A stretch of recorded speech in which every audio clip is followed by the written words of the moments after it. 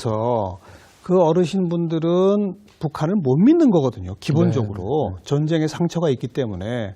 또 반대로 젊은 세대들은 북한을 아예 관심이 없거나 모르는 거거든요. 알려고 하지 않는 것이고. 그러면서 아직도 남북 대치 상태이니 안보는 또 철저히 지켜야 한다 이런 게 있고. 그래서 우리 통일교육원이 세 가지를 내세우지 않습니까? 건전한 안보관, 올바른 북한관, 미래지향적 통일관. 그렇지 않습니까? 이제 그거 하나씩 좀 풀어봅시다. 그러니까 안보 이걸 강조하다 보면 정말 때려잡자 김일성이 될 수밖에 없는데 건전한 안보관이란 우선 뭘까요?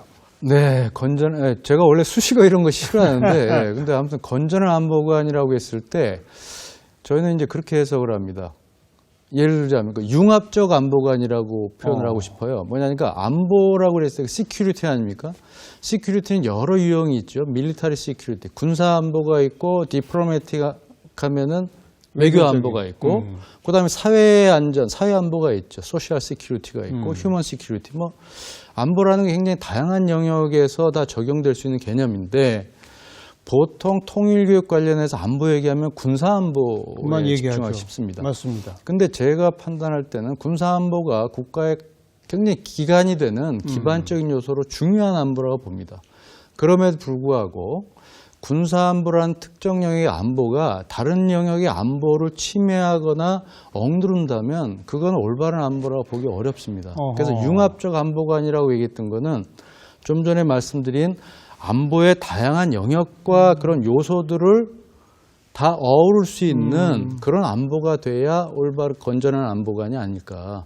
그러니까 다른 영역의 안보나 다른 가치의 안보를 침해하지 않는 그런 안보가 돼야 된다고 봅니다. 군사적으로 철저한 대비 이것만 강조할 게 아니라 외교 관계에서 외교망을 통해서 어떻게 안보를 그런 식으로까지. 그래서 군사안보, 외교안보, 사회안보, 인간안보가 같이 어우러지는 안보가 됐을 때 저는 건전한 안보라고 봅니다. 그런데 한쪽만 강조하게 되면 다른 부분들이 무너지게 되죠. 예를 들어 군사안보는 튼튼한데 외교안보나 사회안보나 인간안보가 약화된다라면 군사안보에 치중해서 이건 사회 전체나 국가 전체로 볼 때도 안보가 굳건하다고 볼 수가 없습니다. 그래서 이 전체 안보의 영역과 가치들이 어우러지는 안보가 저는 건전한 안보관이라고 봅니다. 그러네요. 다양한 채널의 외교적 안보망에 도움이 없다면 우리가 군사력에 어마어마한 돈을 쏟아부어도 위험한 거죠. 네, 맞습니다. 다 대신에 외교라든지 사회적이란 인간적이란 이런 부분들의 안보가 튼튼하다면 군사비가 적게 들어도 더 안전할 수 있는 거. 그게 융합적 안보관이라고. 그렇게 표현하시겠습니다. 그다음 올바른 북한관. 이 대목이 제일 어려운 대목 같은데. 북한관. 북한을 생각하는 우리 국민들의 의식의 편차는 정말 진보 보수 세대에 따라 너무 다르거든요. 네. 올바른 북한관이라고 했을 때 그 올바름의 의미보다도 북한을 어떻게 볼 것인가가 그 바른 표현인 것 같아요. 무엇보다 북한을 어떻게 규정할 거냐. 북한은 정전협정의 대상자이자 통일의 대상입니다. 사실은. 그렇기 때문에 올바른 북한관을 한다라면은 실제로 통일의 대상, 상대로서 북한을 인정한다라는 것들이 전제가 되는 북한관이 돼야 되지 않나 이런 생각이 듭니다. 그래서 지금까지는 실제로 북한을 어떻게 보면 타도해야 될, 넘어가야 될 대상으로만 생각을 했는데 이제는 그 통일의 상대방으로 좀 규정을 하는 그리고 그렇게 대하는 그런 그 북한관을 가져야 되지 않을까 그런 생각이 듭니다. 물론 여기에서 저도 인정하는 부분들은 저희가 이제 민주주의 체제에 살기 때문에 실제로 북한을 바라볼 때 민주주의적 가치라는 프리즘을 통해서 북한을 보는 건 사실일 거예요. 물론이죠. 그래서 그거는 당연히 그 대한민국 헌법에 규정된 그 민주주의적 가치를 통해서 북한을 바라보는 것들은 당연한데 그럼에도 불구하고 북한을 타도해야 될 대상이나 배제해야 될 대상을 보지 않고 같이 그 통일된 한반도를 만들어가는 협력의 대상으로 보는 그건 기본 아니겠습니까? 근데 통일 교육이라면. 맞습니다. 그게 좀 강조돼야 될 것 같다는 생각이 듭니다. 타도나 배제의 대상으로 본다는 얘기는 결국은 전쟁해서 무너뜨릴 수밖에 없는 거잖아요. 그것도 통일의 방식이긴 합니다만 그건 우리 국민이 사실 납득하기 어려운 방법이죠. 예, 그거는 그 납득하기 어려울 뿐만이 아니고 헌법에 위배되는 겁니다. 그러니까 예. 헌법 4조에 보면은 평화 통일을 명시하고 있습니다. 그렇죠. 예, 거기서 평화라는 거는 방법으로서의 통일에서의 평화고 네. 두 번째로는 목적이라는 의미에서의 평화입니다. 그래서 무력을 통한 통일이라는 거는 어떻게 보면은 헌법에 규정된 조항을 위배하는 게 될 수도 있습니다. 헌법 위반일 뿐만 아니라 진짜 전쟁이 또 벌어지면 어떡합니까? 그건 말이 안 되는 거지. 그건 그 비극은 뭐 이루 말할 수 그러니까요. 없습니다. 네. 미래지향적 통일관, 이제 마지막이 여기서 미래지향적 통일관이라는 건 어떤 걸까요? 미래지향적인 통일관에서 가장 중요한 게 저는 그 미래 세대에 대한 현재 메시지를 전해주는 거라고 봅니다. 그 미래 세대라는 거는 뭐 굳이 그 생물학적인 연령으로 얘기하면 2030, 40 정도가 될 수가 있겠죠. 그래서 현재의 우리가 해야 되는 과제를 현재 시점에서 바라보고 현재의 방식으로 어떻게 해결할 거냐, 요거를 제시해 주는 게 이제 저는 그 향후 앞으로 해야 될 그 미래의 통일교육, 그 새로운 패러다임의 통일교육이라고 보는데요. 예. 무엇보다도 저는 그 새로운 그 통일교육을 시민교육의 하나의 그 유형으로 이제 봅니다. 그래서 새로운 시민교육의 유형으로서의 통일교육이 새로운 형태의 패러다임, 그 통일교육의 패러다임과 맞물려 있지 않냐, 그런 생각이 듭니다. 그거 좀 더 설명해 주세요. 시민교육의 하나로서의 통일교육? 예, 시민교육으로서의 통일교육을 보면은 사실 시민으로 하여금 그 민주주의적 덕성을 그 겸비하게 만드는 건데요. 그 흔히 우리가 이제 일반적으로 알고 있는 민주주의적 덕성이라고 얘기하면 가치적으로 얘기를 하면은 자유와 평등이나 뭐 인권 이런 것들이 이제 민주주의 그 가치로서의 민주주의죠. 그 이런 가치를 겸비한 또 하나는 그 태도죠. 사회적 태도의 덕성이 있는데 그거는 이제 어떻게 보면은 그 비차별적인 그 공정한 어떤 그런 사고 뭐 이런 것들이 사실은 민주주의 그렇죠. 덕성에 기반한 어떤 시민상이라고 봅니다. 그랬을 때 거기에는 중요한 게 그 사회에 대한 태도에서 가장 중요한 게 그 비차별적인 태도인데 맞습니다. 거기에는 소수자에 대한 그 존중이 굉장히 중요합니다. 제가 볼 때는 만약에 흡수 통일이 된다라면은 북한 사람들이 그 인구의 양의 문제가 아니고 사회 내에서 소수자로 전락할 가능성이 많죠. 당연하죠. 그렇다면은 그 소수자가 겪어야 되는 사회적 차별성에 대해서 우리가 진지하게 한번 토론을 해보면서 이런 차별적인 어떤 그 인식을 배제할 수 있는 그런 어떤 시민교육이 필요한 것 같고요. 세 번째로 민주주의적 덕성이라는 측면에서 보면은 제도가 굉장히 중요하다고 봐요. 근데 그 민주주의적 덕성으로서의 제도는 뭐냐니까 합의적 메커니즘에 대해서 인정하는 거죠. 어떤 갈등 요소에 대해서 일방적인 주장이나 물리력을 동원한 해결이 아니고 사회적 합의를 통해서 해결하려고 하는 어떤 그 메커니즘을 인정한다는 거죠. 그러니까 이런 그 가치와 태도와 제도 이 세 가지를 겸비한 시민상을 우리가 구현한다라면 이게 통일교육의 접목이 된다라면 앞으로 저희가 올바른 북한관뿐만이 아니고 올바른 그 건전한 안보관이라든지 또 새로운 통일교육의 패러다임을 형성할 수 있지 않을까 이런 생각이 듭니다. 이게 말씀하신 걸 제 식으로 역순으로 해석해 보면 북한에 대한 인식, 통일에 대한 인식이 우리 국민 사이에 극단적으로 갈라지고 다를 수 있다. 네, 맞습니다. 그러나 그것은 서로 소통해서 사회적 합의를 이루어 나가야 한다. 사회적 합의를 어디선가 이루어내는 프로세스가 있다면 내와 생각이 좀 달라도 그건 존중되어야 한다. 이런 거군요. 그다음에는 북한 주민, 우리가 외국인 노동자 차별하고 뭐 한다고 이렇게 비판받고 있는데 북한 주민과 더불어 살게 된다면 그들을 존중하는, 그들의 또 독특한 면들을 존중하는 이런 가치를 깨우쳐준다. 이런 말씀이시죠? 네, 맞습니다. 뭐 범위가 너무 넓습니다. 사실 통일교육의 범위가. 그래서 아무튼 통일교육에 대한 새로운 어프로치라고 얘기를 했는데요. 그래서 그걸 통해서 한번 좀 실험적인 그런 시도들을 좀 해볼까 생각 중입니다. 자, 이렇게 민주시민교육의 일환으로서의 통일교육이고 통일의 내용에 있어서는 평화와 국제관계적 문제와 경제적 문제까지도 들어가야 되고 게다가 그걸 통해서 안보관, 북한관, 통일관을 정립해야 하는 이런 과제 아니겠습니까? 네, 맞습니다. 이게 뭐 한 서너 시간 한 번 강연 듣는다고 되겠습니까? 네, 그렇지 않습니다. 네. 어떻게 이게 프로그램을 짜시려는가요? 그래서 저희들이 그 통일 교육 관련한 전문 강사 그 양성 네. 프로그램을 새롭게 저희들이 만들고 있습니다. 그래서 1년 과정으로 지금까지는 통일 교육 강사 양성 프로그램이 보통 2주 또는 4주예요. 그 2주, 4주로 통일 교육을 잠깐만요. 네네. 남한테 통일을 교육할 강사가 네네. 강사 일종의 자격증을 얻는데 2주 교육만 받으면 자격증을 얻는다고요? 그러니까 저희가 라이센스 발급하지는 않는데 어떤 통일 강사를 양성한 그러니까 수료하는 거죠. 그래서 2주, 4주 기존에 이제 그렇게 해왔습니다. 그래요? 네네, 그렇습니다. 아까 그건 누구나 나 통일 강사 되고 싶어요 하면 저 가서 2주만 내지 4주만 교육받으면 되는 거야? 아니면 자격 요건이 있습니까?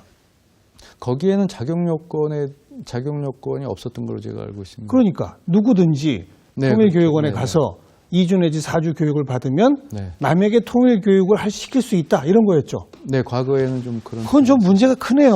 네, 그래서 그런 강사 양성 프로그램 일시 이제 중단을 시켰습니다. 네. 시키고 내년부터는 제도화된 그 정규 프로그램을 저희들이 한번 운영을 해볼까 계획을 합니다. 1년 단위로? 네, 그렇죠. 그러니까 예를 들자면 2주, 4주 같은 경우도 기존의 통일 관련 유관 전공을 하신 분들이라면 사실 2주, 4주 교육을 받고도 할 수 있습니다. 네. 예를 들어서 뭐 교수님들이라든지 아니면 뭐 학위를 가지신 분들이라든지 이런 분들은 한 2주나 4주 뭐 하시더라도 예. 통일교육 하실 수 있는데 그렇지 않은 분들이 있죠. 그런 분들은 2주, 4주가 물리적인 시간에서 굉장히 부족한 그렇죠. 시간이라고 봅니다. 그래서 네.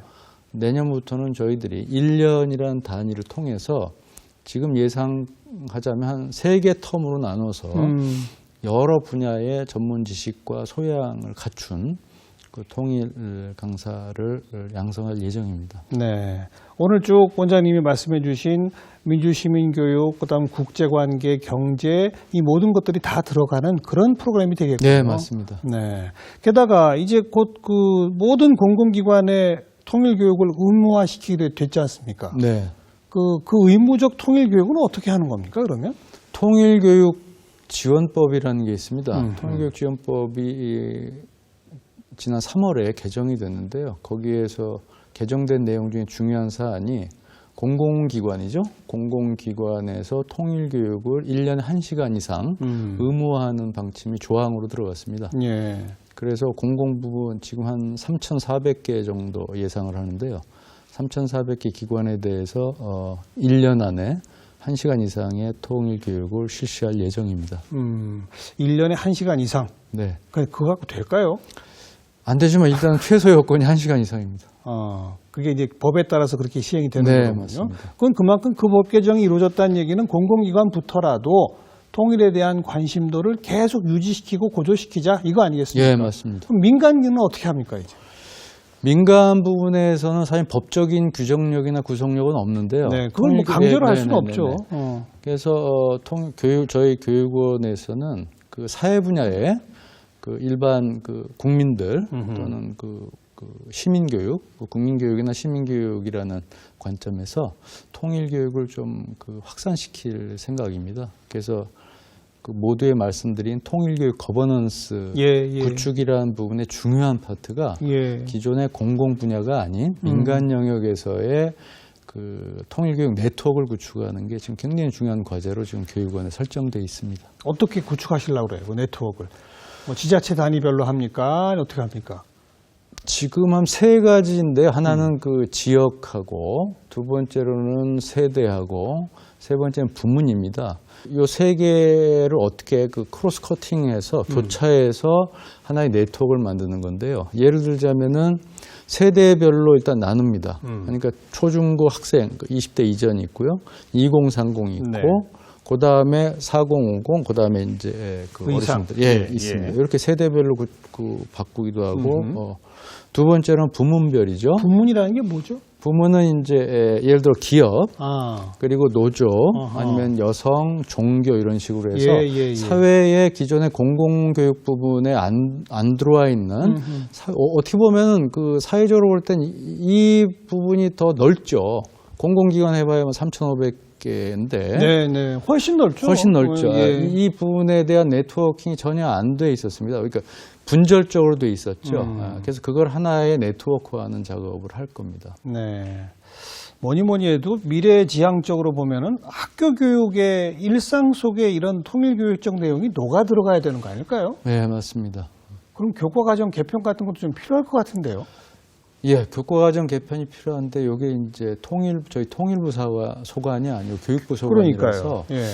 저희 교육원도 그렇고 저희 통일부도 그렇고 실제로는 이제 교육부에서 교과과정 개편을 좀 더 적극적으로 해주셨으면 하는 그런 바람은 있죠. 그 대목은 좀 연구가 더 필요할 것 같아요. 네. 우리 백준기 원장님께서는 통일교육 원장 되시기 전에 이제 정치학자로 일선 학교에 계셨었는데 네, 다른 분들과 달리 모스크바에서 공부를 하셨더라고요. 네, 맞습니다. 모스크바에서 공부하신 것이 국내 정치학을 연구하거나 이 통일교육을 하는 데 있어서 어떤 나름의 특장점을 갖고 있습니까? 어떻습니까? 네, 그 두 가지 측면에서 관련이 있다고 봅니다. 그러니까 제 학위가 사실은 그 러시아와 그 한러 관계인데 그 중에서 이제 북한 문제예요. 그렇기 때문에 통일교육과 이제 관련이 돼 있죠, 전공 관련해서. 근데 그것보다도 제가 이제 국제 관계에 대한 새로운 시각을 갖는데 러시아에서의 공부가 굉장히 많이 도움이 됐습니다. 그러니까 예를 들자면 사실 러시아에 대한 한국의 인식이 그렇게 좋지는 않습니다. 예, 그 소련이죠, 소련. 예, 소련도 그렇고 예. 제정 러시아도 그렇고. 근데 저희 같은 경우는 실제로 우리나라 같은 경우는 그 전 세계적으로 4대 강대국에 둘러싸여 있죠. 그래서 어떤 하나의 강대국도 참 그 경시하기 어려운 상황입니다. 네. 그랬을 때 러시아가 한국의 역사에 미친 영향이나 또 국제관계 속에서 하는 객관적인 상황에 대해서 제가 인식하고 판단할 수 있었다는 게 굉장히 중요한 그 계기였다고 봐요. 지금 그 최근에 북핵을 둘러싼 이 협상 과정이나 이런 과정에서도 영향력을 미치는 큰 변수는 어쨌든 이제 미국과 북한이고, 네, 맞습니다. 그다음에 중국이 자주 거론되고, 뭐 우리가 거론되고 그러는데 거기서도 러시아는 조금 빠져 있단 말이에요. 네, 맞습니다. 러시아는 이 문제에 대한 이해관계나 입장이 어떻습니까, 기본적으로? 북미 관계와 통일 문제에 대해서 러시아는 그 말은 안 하지만 명확한 기준이 있습니다. 그러니까 뭐냐니까 실제로 북미 관계 개선이 러시아의 동북아 또는 한반도에 대한 정책을 두텁게 해준다라는 게 있습니다. 그 얘기는 그 지정학적인 리스크하고 그 지경학적인 기대 이익인데 러시아가 볼 때는 북미 관계가 갈등 관계로 또는 대립 관계로 가면 러시아의 극동 지역의 지정학적 리스크가 올라간다고 봅니다. 당연하죠. 네, 그래서 오히려 북미 관계가 개선이 돼서 한반도의 갈등 요인이 약화되는 게 그걸 원해요. 예, 지정학적 리스크를 떨어뜨리는 거라고 봅니다. 두 번째 경제적인 기대 이익인데 그거는 뭐 요즘 북방 그 경협 문제도 많이 나오지만 그렇죠. 러시아가 푸틴 행정부 이래로 그 굉장히 중심적으로 추진하는 전략이 그 신동방 전략입니다. 네, 신동방 정책. 그게 대부분이 그 극동 지역의 개발과 연관이 돼 있죠. 근데 이 극동 지역의 개발이라는 게 한반도의 협조 없이는 불가능한데 네. 북미 관계 갈등으로 가면 사실 이 부분이 안 성사시키기 되죠. 어렵습니다. 그렇기 어. 때문에 러시아 같은 경우는 남북 관계 개선뿐만 아니고 북미 관계 개선에도 굉장히 기대를 걸고 있는 걸로 알고 있습니다. 우리 편이네요, 간단히 말하면. 예, 나쁘지 않습니다. 네. 북한의 핵에 대해서도 러시아는 싫어할 거 아니겠습니까? 예. 러시아도 그렇고 중국도 그렇고 역시 북핵에 대해 싫어하죠. 굉장히 불편해하죠. 예. 그런데 북한에 대해서 미칠 수 있는 영향력의 정도는 러시아가 크지 않다고 봐야 됩니까? 영향력은 상대적으로 봐야 될 것 같습니다. 예를 들어 경제적인 직접적인 소위 말하는 하드 파워의 두 부분이 군사력과 경제력 아닙니까? 그러니까 중국 같은 경우가 사실 하드 파워 중에서 경제력에 대한 영향력이 크다면 그렇죠. 러시아 같은 경우는 북한에 대해서 또 다른 하드 파워인 군사력 또는 군사 기술에 대한 영향력 여전히 존재하고 예. 거기에 플러스해서 외교적 영향력도 존재를 한다고 봅니다. 예. 그러니까 북한 자체가 사실은 그 중국에 대한 영향력이 극대화되는 걸 원치 않기 때문에 북한은 항상 중국과 러시아를 균형을 잡는 외교를 선호를 합니다. 그렇기 때문에 러시아 영향력이라는 부분들이 여전히 북한 정치에서 작동을 하고 있다고 봅니다. 그럼 지금 러시아가 그 영향력을 이 북미 간 협상이 잘 진행되는 쪽으로 좀 발휘하고 있다고 봐야 됩니까? 어떻습니까? 예, 저는 뭐 그렇다고 봅니다. 작용을 하고 있다? 네, 네. 그것도 좀 기대를 해봐야 되겠네요. 네, 한번 두고 봐야죠. 네. 자, 오늘 통일교육원 원장을 맡으신 백준기 원장과 말씀 나눴는데 마지막으로 우리 시청자분들한테 통일에 대한 관심 어떤 식으로 좀 계속 유지하고 갖는 것이 좋을지 한 말씀만 해주시죠. 예, 통일은 단순한 분단의 극복뿐만이 아니고 우리 민족의 미래 프로젝트 또는 미래 운명에 관한 프로젝트라고 봅니다. 그렇기 때문에 북한에 대한 선호를 떠나서 현 세대뿐만 아니고 미래 세대의 운명을 결정할 것이기 때문에 좀 더 많은 적극적인 관심을 가지고 통일 또는 통일 교육에 그걸 좀 바라봐 주셨으면 하는 뭐 그런 바람이 있습니다. 네, 결코 남의 일이 아닌 거죠. 네, 맞습니다. 전부 내 일이고 내 자식들에 대한 일인 거죠. 오늘 귀한 시간 좋은 말씀 잘 들었습니다. 고맙습니다. 네, 감사합니다. 네, 저는 오늘 백 원장의 말씀 중에 결국 민주 시민 교육의 하나가 통일 교육 아니냐 이 대목이 가슴에 와닿는군요. 그렇죠. 어차피 어울려 살아간다면 어떻게 제대로 살아갈 것인가 함께 좀 진지한 고민을 시작해야 할 것 같습니다. 다음 시간 또 뵙죠. 안녕히 계십시오.